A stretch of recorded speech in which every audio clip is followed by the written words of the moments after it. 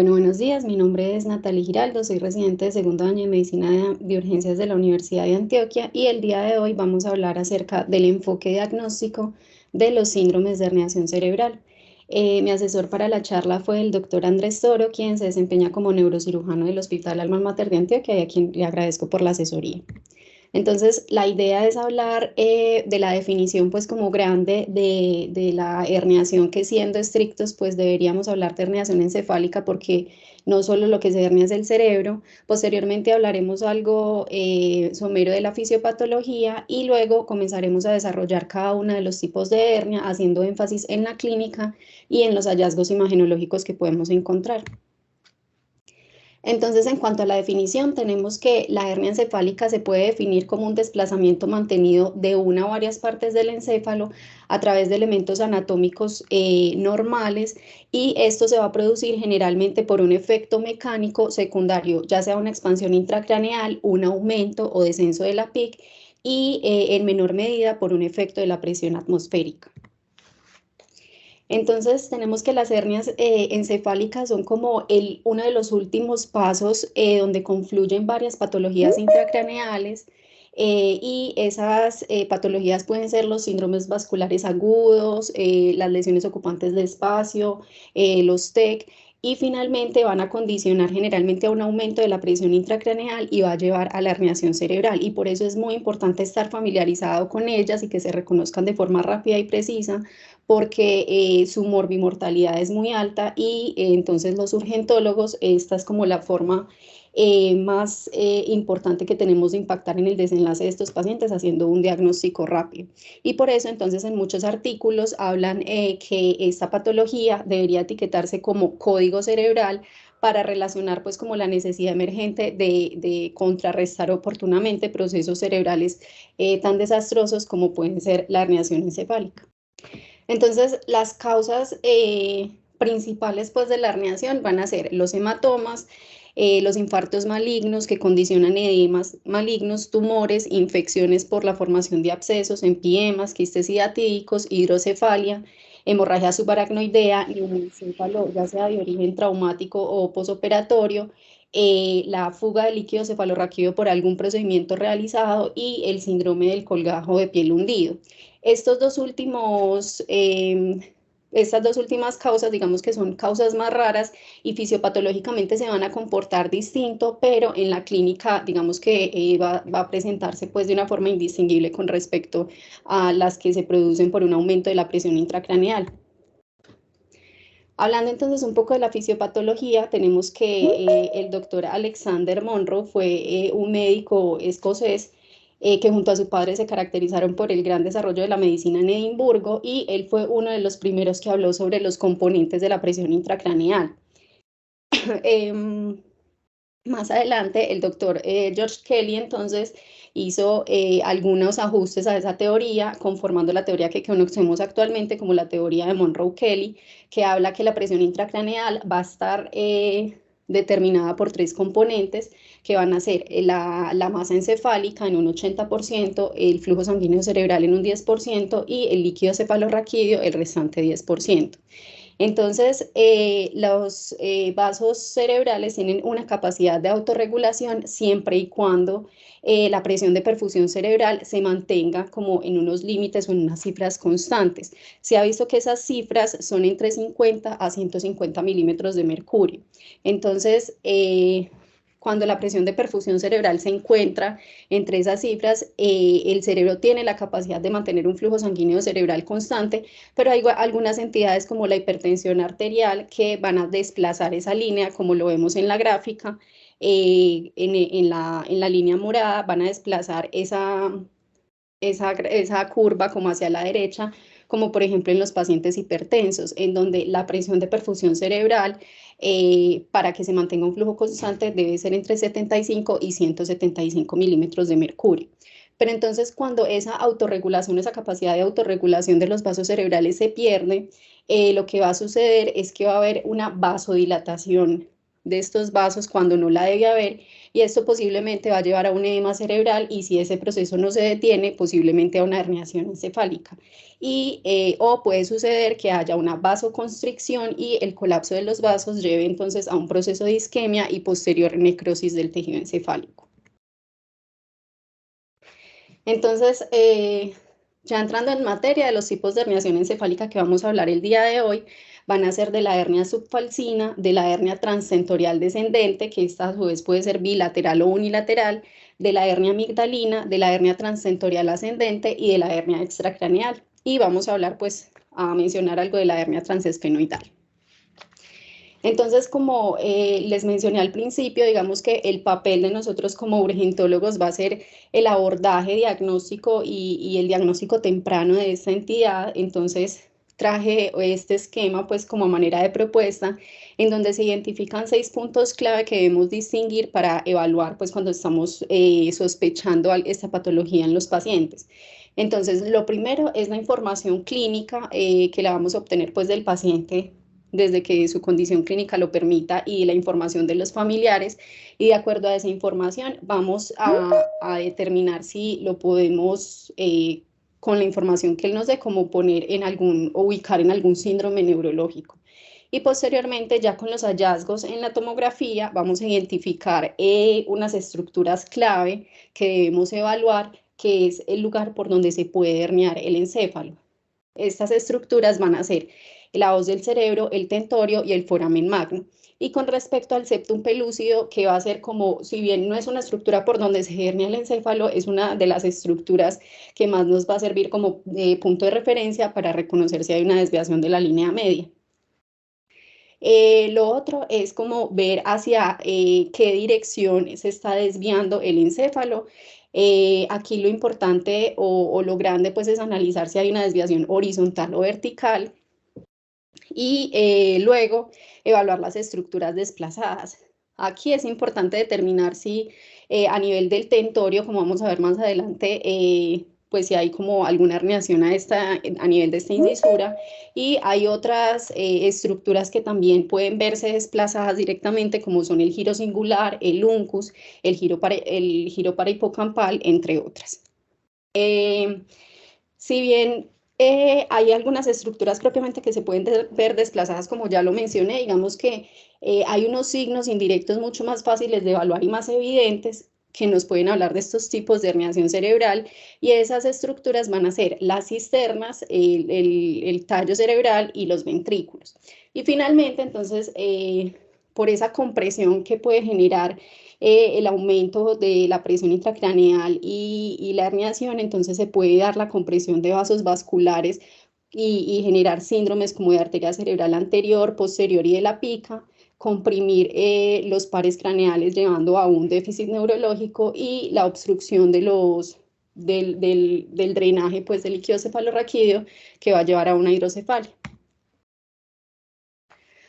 Entonces, iniciando con la hernia subfalcina, tenemos que esta hernia también se conoce como hernia de la línea media, y es la más frecuente de todas.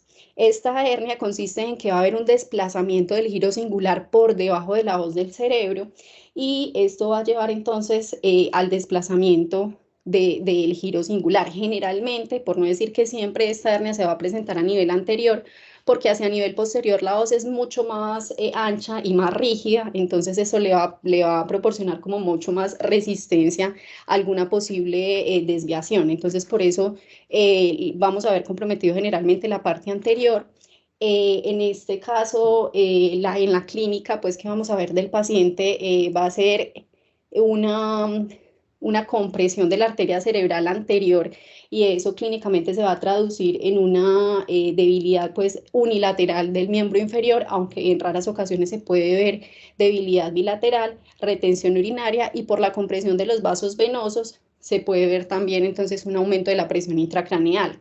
Generalmente esto es dado por lesiones ocupantes de espacio que se encuentran a nivel frontal, temporal o parietal, y que condicionan una, como ya lo dije, pues una lesión que ocupa espacio y desvía la línea media, como lo podemos ver en la imagen con este hematoma. digamos que los vasos específicos que se van a comprometer y que explica esa habilidad de los miembros inferiores van a ser los vasos pericallosos y los callosos marginales, que son pues los que irrigan el homúnculo motor, y por eso esto va a explicar la debilidad de los miembros inferiores.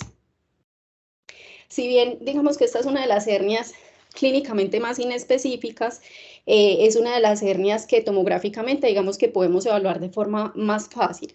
Entonces, lo que propone la literatura es que la forma como se debe evaluar es en el corte axial, trazando una línea anteroposterior que una la voz del cerebro por toda la mitad, como lo vemos pues aquí en la gráfica A, y posteriormente vamos a medir cuánta distancia hay desde esa línea central que trazamos hasta hasta el agujero de Monro, ¿cierto? Que es como el punto de referencia que nos va a servir como para el septum pelúcido. Entonces, esa distancia nos va a hablar de pronóstico, teniendo en cuenta dos cifras importantes que van a ser 5 milímetros y 12 milímetros. Ya más adelante vamos a ver de dónde sale eso. Los otros cambios que podemos ver básicamente van a ser la dilatación del ventrículo lateral, contralateral a la lesión inicial. Como podemos ver aquí, aquí tenemos un hematoma derecho, entonces vamos a ver una dilatación del ventrículo izquierdo y un colapso del ventrículo lateral ipsilateral a la lesión. La forma más fácil de evaluar el desplazamiento del giro singular en este caso sería en el corte coronal. Sin embargo, pues en la tomografía a veces no es muy fácil evaluarlo, y aquí entonces por eso traigo esta resonancia en donde se ve pues como el desplazamiento del giro singular, y en esta misma resonancia que se ve como lo que ya les decía, en la dilatación del ventrículo lateral contralateral a la lesión y el colapso del mismo ipsilateral a la lesión. Entonces, lo que les decía, pues como esas cifras de 5 y 12 milímetros, entonces me di pues como a la tarea de buscar evidencia de dónde salen esas cifras. Realmente la evidencia es muy pobre, solamente encontré pues como dos estudios que soporten o hablen pues como propiamente de estas cifras. Uno de ellos fue este estudio publicado en 1986, en donde se reclutaron 26 pacientes, y de esos pacientes lo que hacían era, pues los pacientes que ingresaron a esa UCI neurocrítica. Natalie, hola. Natalia, disculpa, no se está viendo la pantalla. Sí, creo que el sistema la quitó, Natalie. El sistema quitó la pantalla. Lo que decía de los estudios es que los estudios son muy pocos pues estudios que hablan realmente pues como de medición pues como o de esas cifras que les conté. Uno de estos es este estudio de 1986 que reclutó un total de 26 pacientes que ingresaron a una UCI neurocrítica, que ingresaron pues como por algún defecto neurológico, y al hacerles una tomografía evidenciaron que tenían pues como una lesión que condicionaba un efecto de masa. Lo que hicieron estos investigadores fue entonces seguir pues obviamente al paciente y tomarle una tomografía nuevamente cuando presentaba alguna alteración del estado de conciencia. Y lo que se vio fue que, o sea, ellos midieron cuánta distancia había desde la línea media que les mostré pues en las tomografías anteriores hasta tres estructuras que ellos escogieron. No dicen por qué escogieron esas estructuras exactamente, pero las que escogieron fueron el septum pelúcido, el acueducto de Silvio y la glándula pineal. Y lo que encontraron fue que, digamos, la medición a la glándula pineal fue como la estructura que mejor les permitió predecir cuando el paciente, digamos, no iba a tener o tenía pues como una alteración del estado de conciencia más marcada, con una escala pues ascendente. Entonces encontraron que los pacientes que estaban alerta, todos los 10 pacientes que estuvieron alerta, tenían una desviación de la línea media entre 0 a 3 milímetros. Los pacientes que tenían los 8 pacientes que estuvieron somnolientos, bueno, los 8 pacientes que estaban somnolientos tuvieron una desviación entre 3 a 4 milímetros, y finalmente los pacientes comatosos tuvieron una desviación mayor a 8 milímetros. 3 años después salió este otro estudio que tenía, pues reclutaba una mayor cantidad de pacientes, 46 pacientes en total, y básicamente hicieron lo mismo que en el estudio anterior, solamente que aquí sí añadieron pues como una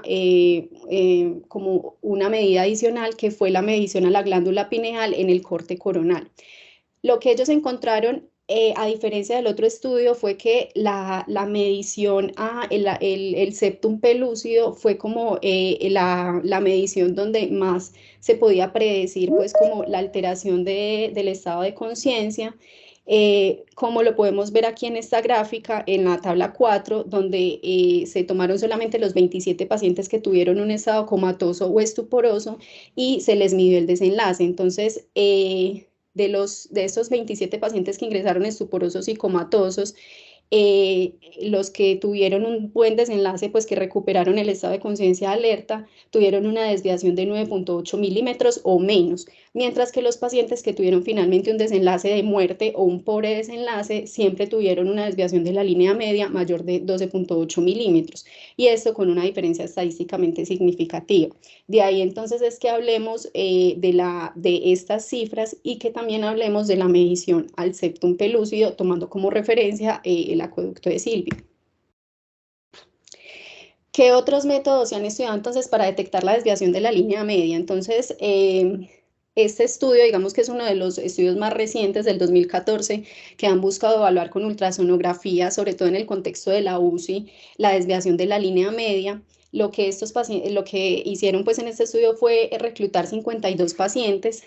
A ellos se les midió pues que ingresaban por alguna razón, ya sea pues pacientes neurocríticos, pues por cualquier razón, y entonces lo que hacían era medir como la distancia que había desde la tabla ósea hasta el tercer ventrículo, y lo compararon con medición de 2 métodos tomográficos. El primero entonces era un método tomográfico que consistía en medir desde la tabla ósea externa hasta el septum pelúcido de forma bilateral, y el segundo método, evaluar, pues como ya se los expliqué anteriormente, como lo evaluamos de forma convencional. Lo que evidenció este estudio fue que efectivamente la ultrasonografía tiene una correlación, pues un índice de correlación de Pearson fuerte con respecto al método 1 y al método 2, siendo para el método 1 0.58 y para el método 2 0.65. Y ya hablando propiamente de la evaluación pues de la ultrasonografía, en la evaluación del área bajo la curva, se vio que tenía un área bajo la curva de 0.86, hablando entonces pues como de un método diagnóstico pues comparable con el gold estándar. Entonces pues esto podría ser tenido en cuenta pues como una alternativa cuando de pronto por alguna razón no tengamos disponibilidad de una tomografía urgente.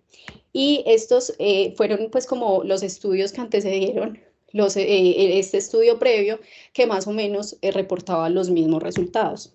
Entonces, en resumen, trayendo pues como a colación el diagrama que les propuse inicialmente, tenemos que la hernia subfalcina clínicamente se va a caracterizar por un síndrome de arteria cerebral anterior, principalmente por debilidad de miembros inferiores, retención urinaria y aumento de la PIC, que la estructura anatómica más importante a evaluar en la tomografía va a ser la desviación pues como de la línea media por la hoz del cerebro, el giro cingulado y el cuerpo calloso, que la dirección del efecto de masa va a ser como a nivel horizontal, es decir, va a haber una desviación de la línea media, las estructuras desplazadas van a ser el giro cingulado y el cuerpo calloso, y los signos indirectos que vamos a encontrar de este tipo de herniación va a ser la dilatación del ventrículo contralateral por la compresión del agujero de Monro.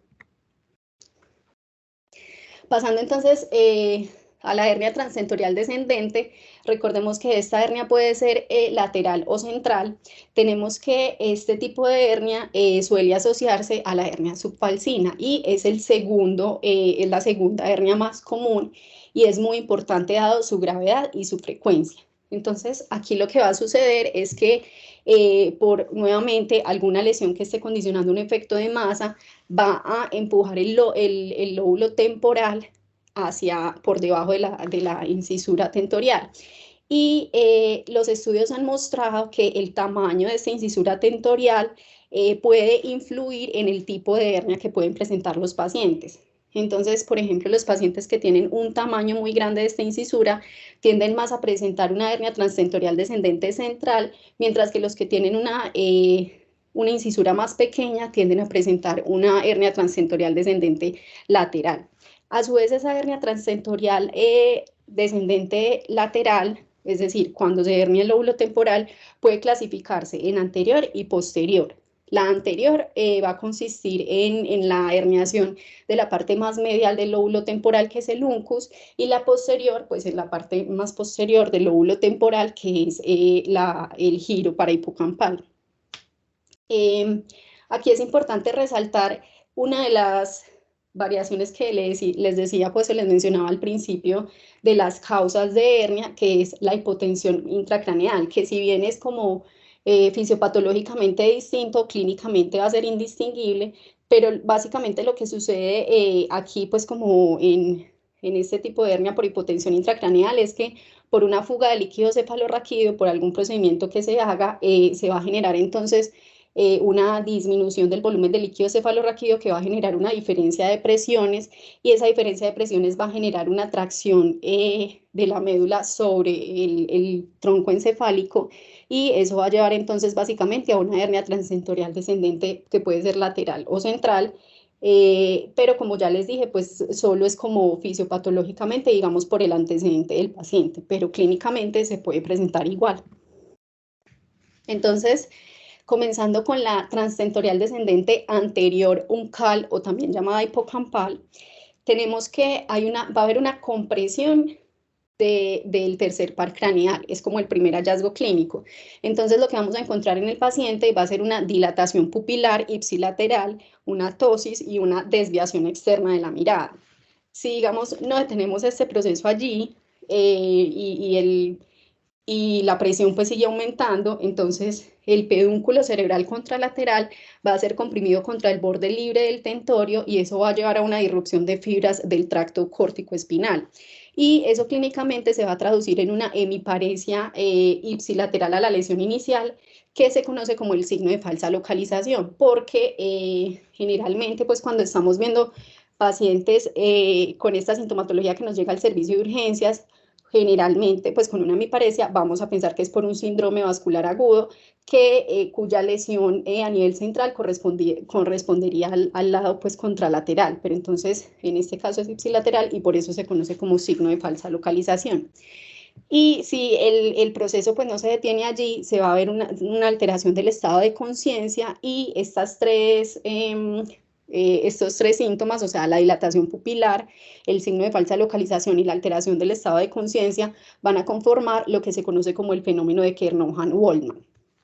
Adicionalmente, por la compresión de la arteria cerebral posterior, vamos a ver que va a haber una hemianopsia homónima contralateral que puede presentar el paciente. Tomográficamente, lo primero que vamos a ver, como lo vemos aquí, es el borramiento de la cisterna basal contralateral a la lesión inicial. Como lo podemos ver aquí, esta es la lesión inicial y va a haber un borramiento de la cisterna basal derecha. Y por su parte va a haber una dilatación o un ensanchamiento de la cisterna basal izquierda. Digamos que este comportamiento es contrario a lo que veíamos en la tomografía de la hernia subfalcina, pero esto es porque como el tronco cerebral a veces es tan rígido, impide colapsar entonces esta parte de la cisterna, llevando pues entonces a que se muestre dilatada ipsilateral a la lesión y se comprime el lado contralateral. Pero el resto pues digamos que del ventrículo lateral va a estar dilatado el lado contralateral, al igual que como lo veíamos pues en la hernia subfalcina. Y un hallazgo muy importante aquí, como lo muestra este corte axial, va a ser la compresión y la rotación del mesencéfalo. Aquí tenemos entonces el corte coronal, en donde vemos una desviación pues del giro cingulado, que estas hernias también pueden estar asociadas pues a una hernia subfalcina. Vamos a ver una dilatación de las cisternas perimesencefálicas ipsilaterales, como ya lo había dicho, y el colapso pues de la cisterna perimesencefálica contralateral. Ya con respecto a la hernia transtentorial descendente posterior o parahipocampal, que consiste pues como en que la circunvolución parahipocámpica se desplaza hacia abajo por debajo de la línea o de la incisura tentorial, Esta es clínicamente más grave, pero desafortunadamente tiene menos manifestaciones clínicas o digamos que es menos llamativa que la anterior. Esto se va a presentar como el síndrome de Parinaud, que consiste en una pérdida de la mirada vertical, va a haber anormalidades de la pupila con pérdida del reflejo fotomotor, pero se va a conservar el reflejo de acomodación, entonces conociéndose esto como la pupila de Argyll-Robertson, va a generar una retracción del párpado y una pérdida del reflejo de acomodación, como ya lo dije, y puede haber pues como un nistagmus. Tomográficamente lo que vamos a ver, bueno, todo esto se va a dar principalmente porque va a haber una alteración pues de la lámina cuadrigémina y de los colículos, entonces por eso es que se va a ver principalmente afectada la parte pues como de la visión. Va a haber un desplazamiento y una compresión del tronco encefálico como también lo veíamos en la hernia anterior, y el desplazamiento de la lámina cuadrigémina va a condicionar este signo que se conoce como el signo de la sonrisa torcida. Que es por ese mismo desplazamiento pues, que se produce de la lámina cuadrigémina y adicionalmente una ampliación de las cisternas perimesencefálicas. Pasando entonces a la hernia transtentorial descendente bilateral o central, tenemos que aquí ya lo que se produce es un descenso del diencéfalo, del mesencéfalo y en casos más graves de la protuberancia. Cuando se compromete la protuberancia es cuando el paciente nos puede llegar ya pues como en postura de descerebración y comprometer pues los centros respiratorios medulares que van a llevar a la muerte inminente al paciente. Pero no siempre se va a comprometer la protuberancia, entonces algunas veces íbamos a tener pues como chance de hacer el diagnóstico y de que el paciente reciba algún tratamiento. Recordemos pues que lo que les decía del tamaño de la incisura tentorial, entre más grande tenga pues esta incisura va a tender más a tener este tipo de hernia, mientras que entre más pequeña va a tender a tener una hernia lateral.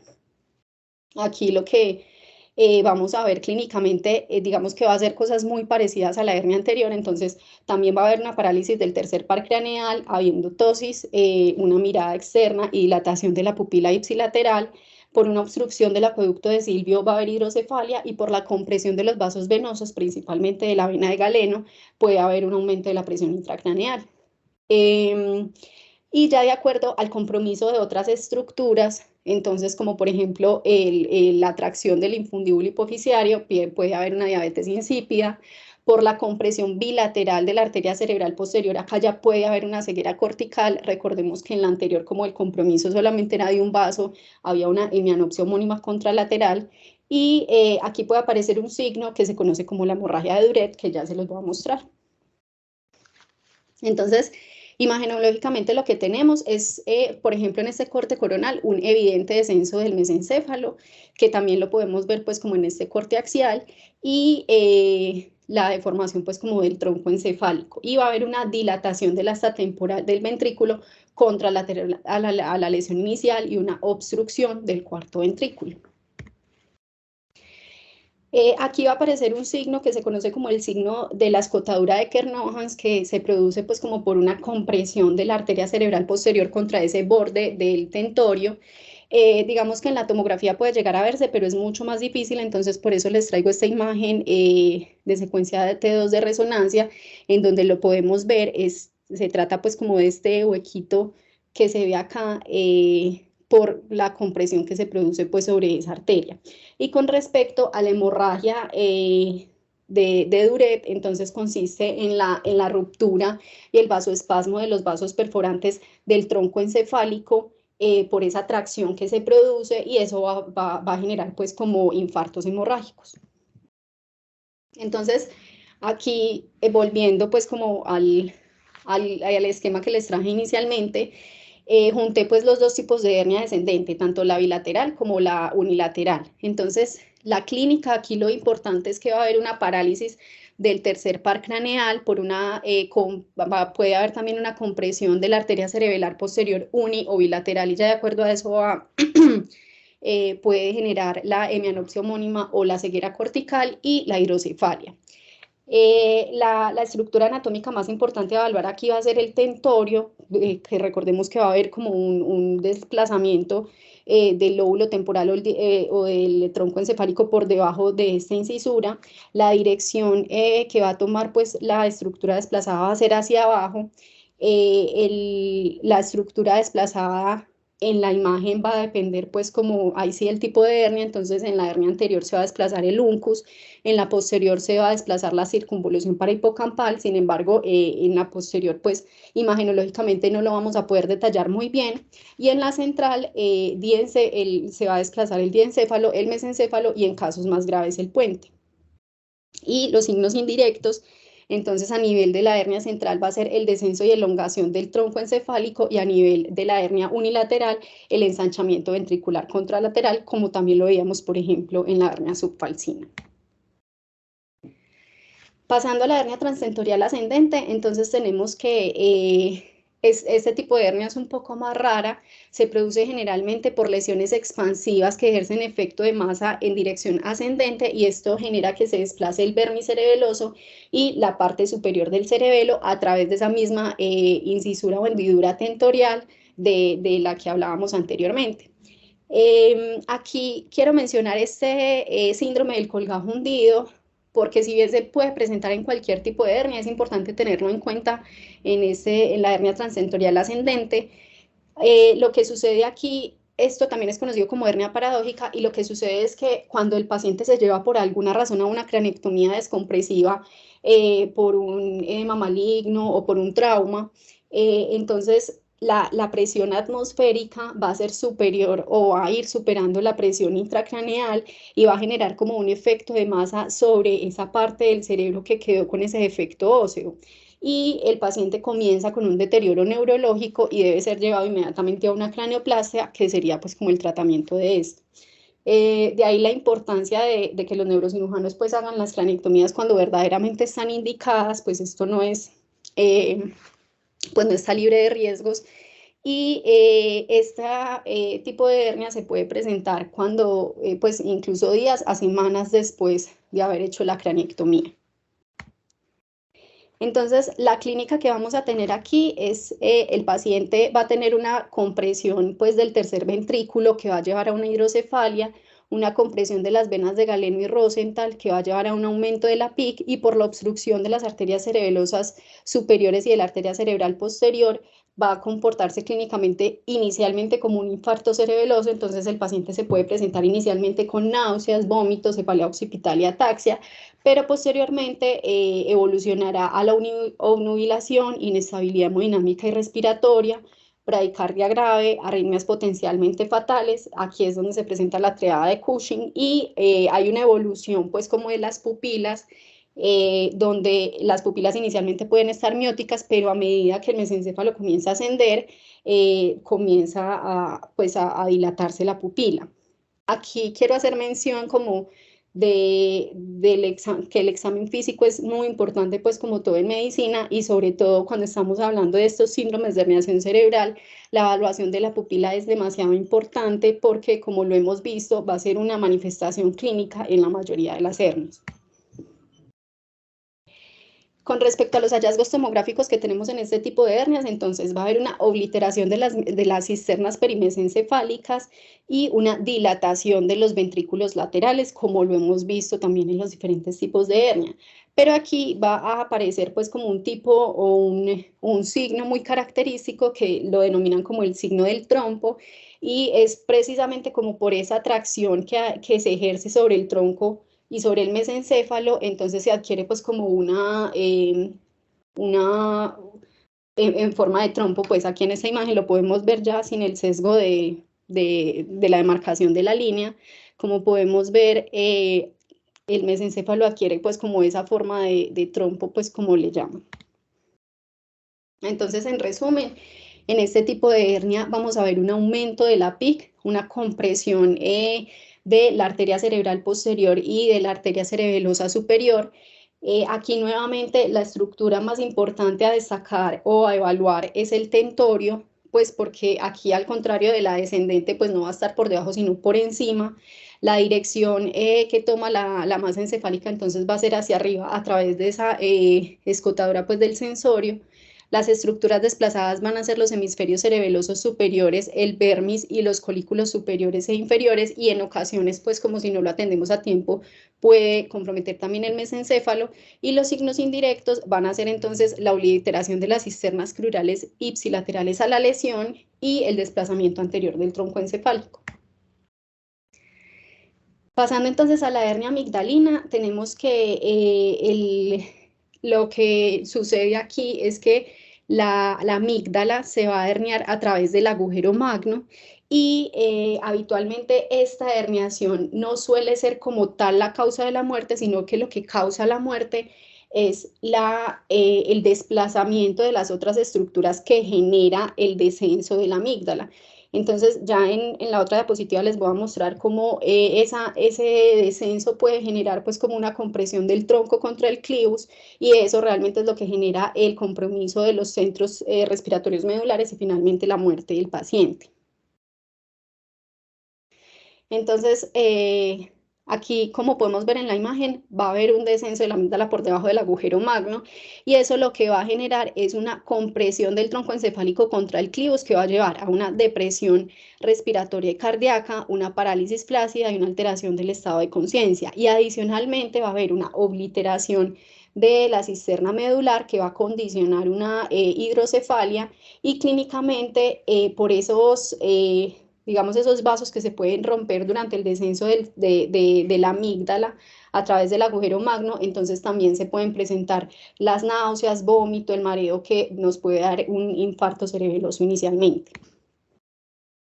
La forma como vamos a evaluar esto entonces es con la línea de Macri, que consiste en trazar una línea desde el contorno anterior del agujero magno hasta el contorno posterior del agujero magno, y luego de ahí trazar una línea perpendicular que vaya hasta la parte más inferior de la amígdala. En general se admite que en niños esta medida debe ser menor o igual a 6 milímetros, y en adultos en general menor a 5 milímetros, menor o igual a 5 milímetros, aunque esto puede variar pues como con la edad, pero la medida general es esa, 6 en niños y 5 en adultos.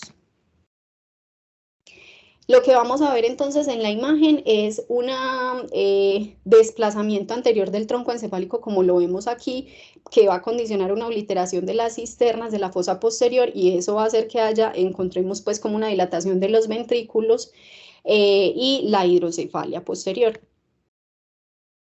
Clínicamente entonces se va a comportar inicialmente puede verse como un infarto cerebeloso, pero pues a medida que va avanzando pues el proceso, puede encontrarse en la compresión ya del encéfalo y del cerebelo con la clínica que vimos pues de las hernias anteriores. Aquí la estructura importante a evaluar va a ser el foramen magno y obviamente la amígdala cerebelosa. La dirección que va a tomar la masa encefálica va a ser hacia abajo a través del agujero magno. Las estructuras desplazadas van a ser la amígdala cerebelosa, el puente y la médula, y los signos indirectos va a ser el borramiento de ese líquido cefalorraquídeo perimedular y la obliteración de la cisterna magna y el cuarto ventrículo. Con respecto a la hernia extracraneal, entonces tenemos que es una hernia que se produce o sea, la salida pues como de la masa encefálica por un defecto óseo que se va a producir de forma congénita o generalmente adquirido, generalmente por un trauma. A diferencia de los encefaloceles, esta hernia no está cubierta de meninge, y el problema aquí es que si el defecto óseo es muy pequeño, la herniación puede, o la masa puede salir a través de ese defecto óseo pequeño, y esto es lo que se conoce como fungus cerebri o morfología de hongo. Y el problema aquí es que esa parte encefálica va a estar pues como contra los bordes óseos, que pueden erosionar esos vasos y generar pequeños infartos hemorrágicos. Entonces, generalmente lo que va a suceder es que hay una hiperperfusión y la pérdida de resistencia de ese tejido cerebral, que va a llevar a un mayor gradiente de presión hidrostática y a una salida y una fuga del líquido capilar. Esta hernia generalmente es menos común porque generalmente se busca, cuando se hacen las craniectomías, se buscan precisamente que el defecto sea amplio para evitar precisamente esto, y son causadas, como ya lo había dicho, con mayor frecuencia por defectos craneales, ya sea postquirúrgicos o postraumáticos. Digamos que va a ser muy fácil, pues obviamente evaluarlo en la tomografía. Vamos a ver una ausencia, pues como de parte del cráneo de la calota, y a través de ese defecto se va a ver, pues como la protrusión de la masa encefálica.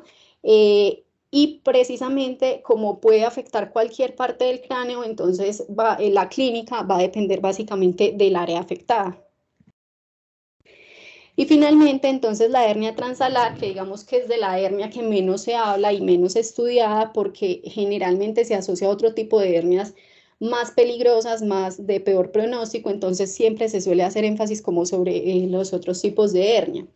Pero esta hernia tiene dos tipos de presentación. Puede ser descendente, en donde el lóbulo frontal se va a desplazar de forma posterior e inferior sobre el ala del esfenoides, y se manifiesta pues generalmente secundaria a una lesión propiamente en el lóbulo frontal, y clínicamente se va a manifestar como una compresión de la arteria cerebral media.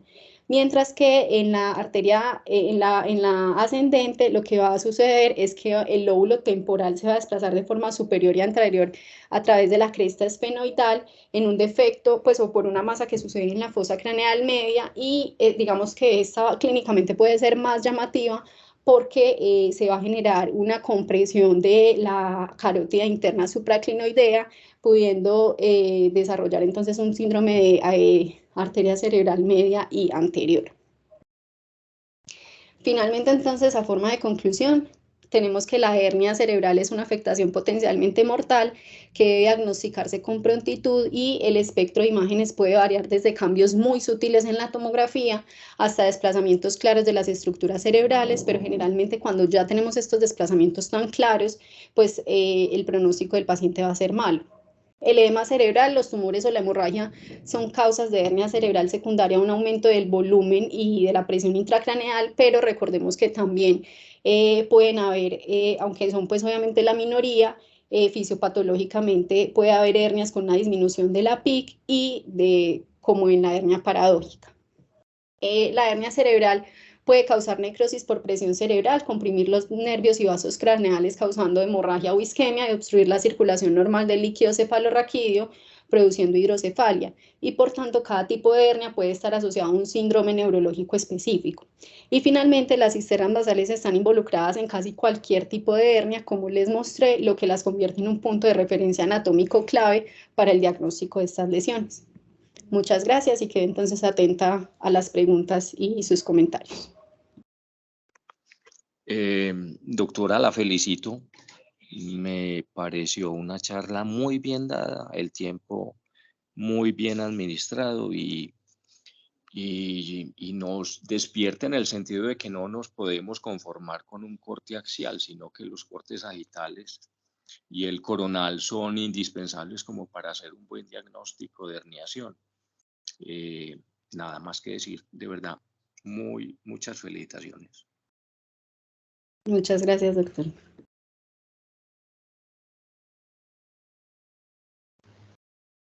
Gracias, profe. Bueno, aquí hasta el momento no hay ninguna otra mano levantada. Sí quería darte las gracias.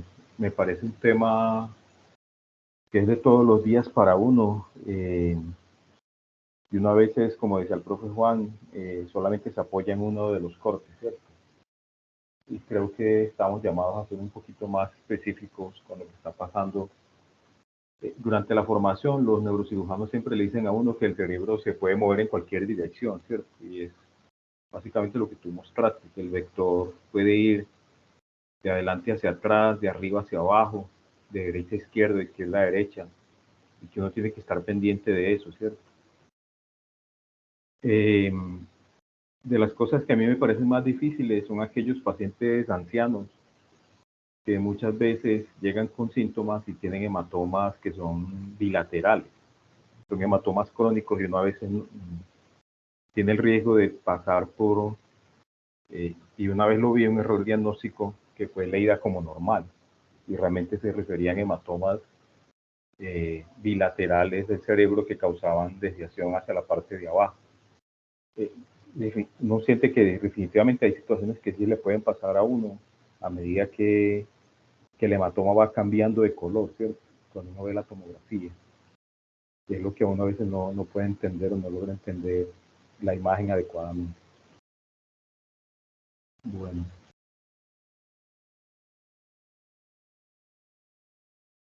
Sí, gracias, profe. Y ahí pues como resaltar, sí, lo que ya han dicho, la importancia pues como de todos los cortes, porque generalmente los cambios sí van a ser muy sutiles, muchas veces pues por ejemplo en el corte axial, pero entonces nos podemos apoyar del resto de cortes. Y de acuerdo, sí, a veces es muy difícil en esos pacientes ancianos que se presentan pues con esos hematomas bilaterales, porque muchas veces lo que tenemos es como la comparación del otro lado, pero es muy importante estar como atento a los detalles y obviamente a la clínica, que también es importante pues no dejarla de lado. Sí, yo te tenía una pregunta y era, cuando tú mostraste los estudios de ecografía, ¿solamente era para aquella que es la sulfalcina o es para cualquier de este tipo de hernia? No, solo para la subfalcina, o sea, solo lo que buscaba era medir la desviación de la línea media. No encontré pues como estudios que utilizaran ultrasonografía en el resto de tipo de hernias. Perfecto. O sea que en parte se quedaría muy corto todavía, ¿no? Porque uno sabe que un paciente en una unidad de cuidado intensivo, con todo lo que le hacen o los cuadros que pueden haber, podría tener cualquiera de estas hernias. Sí, claro que sí, se quedaría bastante corta pues obviamente todavía y la principal herramienta sigue siendo la tomografía. De acuerdo.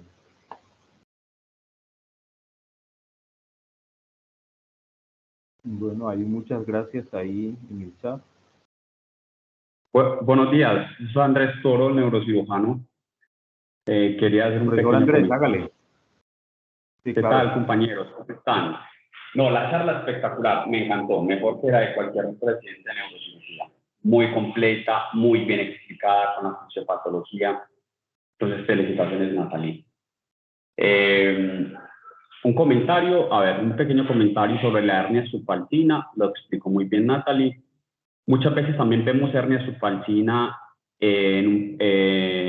como hallazgo incidental o un paciente asintomático y vemos que nos reportan hernia subfalcina al radiólogo y el paciente muchas veces asintomático, o eso ocurre en escenarios de una patología que se va formando lentamente y ocupando espacio lentamente, puede ocurrir. Es la más común, afortunadamente no es la más mórbida. De las mórbidas y comunes, la más común es la que ella mencionó como hernia transtensorial lateral o bucal, que es la que da crisocoria. Es un efecto de masa que se instaura rápidamente. Hernia lucus toca el tercer nivel craneal de ese lado, dilata la pupila y eso nos hace pensar pues, que hay algo grave. En el escenario de ustedes de urgencias es fundamental el diagnóstico rápido. Se puede iniciar manitol o solución salina hipertónica en este caso y llamar al neurocirujano para que saque la lesión que está ocupando espacio, que es la causante. La hernia transtentorial central, o muchas veces en algunos textos que es la uncal bilateral, es de muy mal pronóstico, es la que ocurre en los pacientes que ya vemos midriáticos bilaterales, con midriasis reactiva.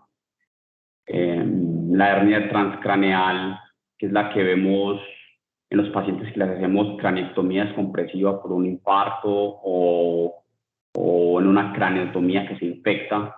También en los pacientes se les sale el cerebro inicialmente por allí cuando hay mucho edema y posteriormente el edema desaparece y queda una concavidad que ha incluso excavado esa zona.